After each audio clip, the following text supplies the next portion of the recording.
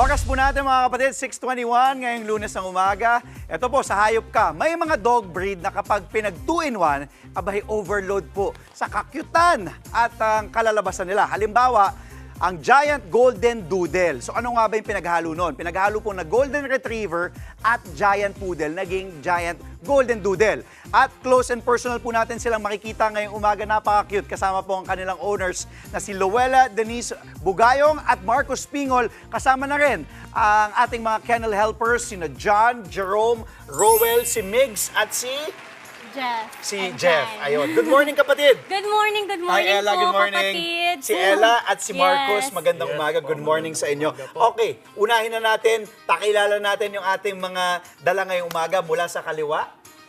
Okay, so ako po magpapakilala sa kanila. Actually, ito ang mga babies na aming Golden Retrievers and also Giant Poodles. Ang pinaka maganda po dito nung una ay hindi po talaga namin binibigyan muna ng name kasi ready po sila for rehoming.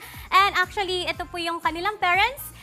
Tinatawag po namin si King, ang aming King, yung pinakamalaki naming Giant Poodles, and also ang aming Golden Retriever na very happy. Kaya ang kanyang name ay Happy. So sila yung magulang. Opo. Ilang taon na si King? Yes, Si King? turning 4 years old. Turning 4 years Yes. old na isang giant. Giant Poodle. Itong cute talaga ng golden. Tapos itong si Yes. Happy, ilang taon na? 3 years old Good po. girl.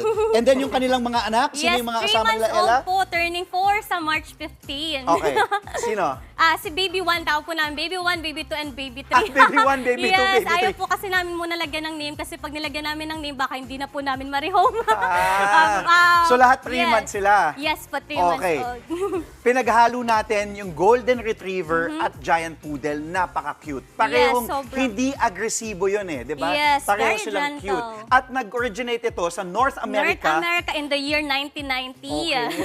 Pero nung time na yon, ang una kasi nila, yung Labrador, Labradoodle, yes. pati Naging Poodle. successful sila sa pag-combine ng two breeds. And then, nag-try out sila for the Golden Retriever and also for the Giant, for the Poodles actually. Tapos, ang personalidad. Kasi yung character, si Marcos, baka Yes. pwede mong ipaliwanag sa atin, brother. Kasi yung Golden Retriever, alam natin, sila yung man's best friend. Yes, Napaka-friendly, sobrang loyal. napakalambing. Yung Poodle, ganun din. Yung Gentle. gentle. So, ano yung characteristic o personalidad ng Golden Doodle pag pinaghalo?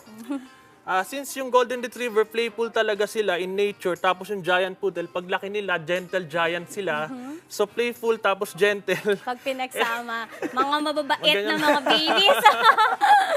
Tapos, kasi ang Poodle ay hypoallergenic. Yes, hypoallergenic. Big sabihin po nun, hindi Low sila shedding. naglalagas, Opo. hindi sila naglalagas ng balahibo. At pwede sa mga, siguro yung mga, May mga asthma. Yes, allergic katulad sa ko. balahibo. Yes, Opo. asthmatic ka pala. Asthmatic. Pero ang Golden Golden Retriever naman, unlike, yes. malakas mag-shed. Yes, high shedding sila. So ano ang characteristic ng Golden Doodle? Nakukuha ba nila yung pagiging hypoallergenic ng Poodle o yung pagiging ma-shed ng Golden? Actually, based po sa aming mga new clients before, mga new owners before, ang kanilang feedback ay medyo low shedding sila kasi mas nakuha nila yung genetics ng kanilang father. But for now, we're still observing kasi maybe 50-50, baka makuha din nila yung sa Golden Retriever. But for now, we can say na hypoallergenic sila kasi yung mga mga feedbacks ng base owner namin na kilala is hypoallergenic and low shedding sila. When it comes to grooming, dun lang medyo natatanggal ang kanilang hair. Correct. Oh, Yes.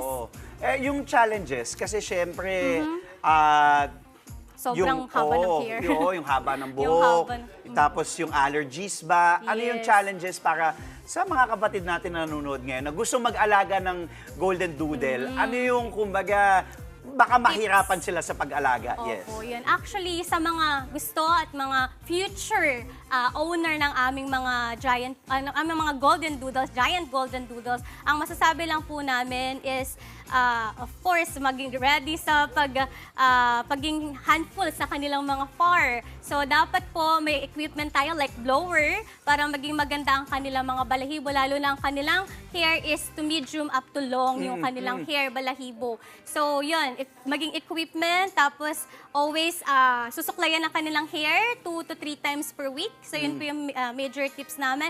And also, be gentle sa kanila kasi usually itong mga giants namin, mga asong mga malalaki, prone sila for hip dysplasia. Yes, oo. Yes, kapag hinawakan sila, binuhat sila, and then dinrap sila ng hindi careful, maaaring magkaroon ng problem Kabali. sa hip. Oo, kaya- Kaya yes. dapat be careful Oo, doon. dahil And also yung food intake po talaga nila. Oh, ilang beses sila pinapakain dahil malalakas kumain ng Yes. golden. Actually, sa mga puppies, iba po kasi ang times ng Yeah, pag-eat nila, yeah. pag-intake ng food. Pag puppy, medyo magutumin. So, nagbibigay po kami 3 to 4 times, okay, a day. Depende sa appetite ngayon ng mga puppies. Sa mga adult, medyo kailangan balance ang diet.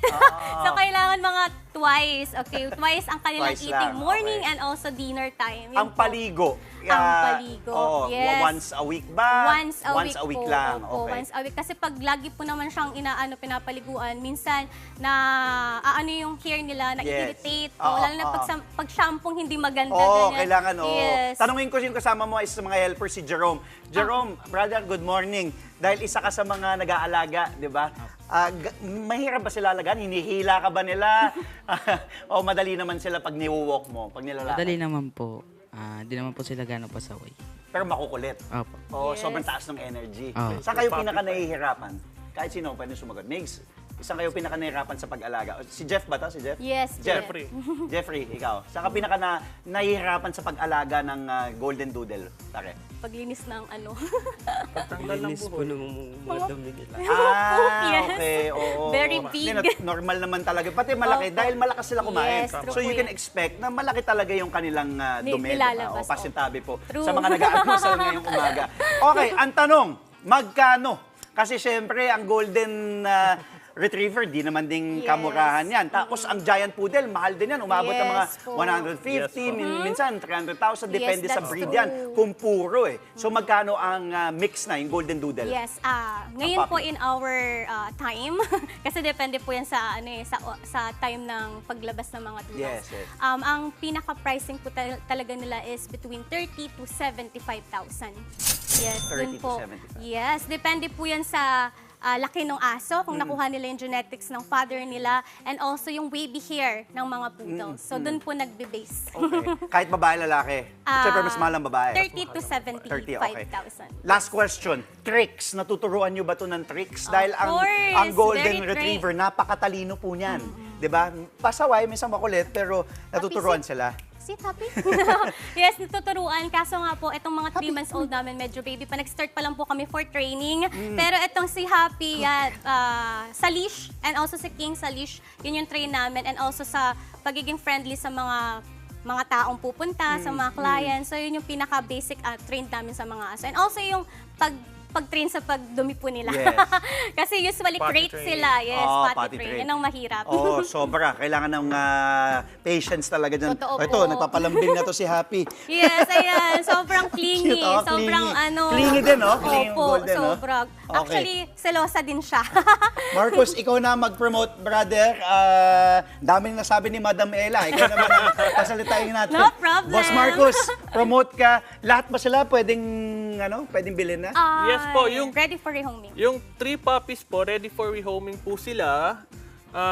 Message lang po sila sa JM at JM Kennel and Import. Kennel and Meron din po Import. kaming Instagram and TikTok. TikTok. Facebook, And pwede Facebook din. page. Okay. Facebook Hanapin lang page. nila kayo. Yes, saan yes ang, po. saan ang mismong lokasyon ng store nyo? We are located po in Silver Street, Pilar Village, near SM South Mall. Okay.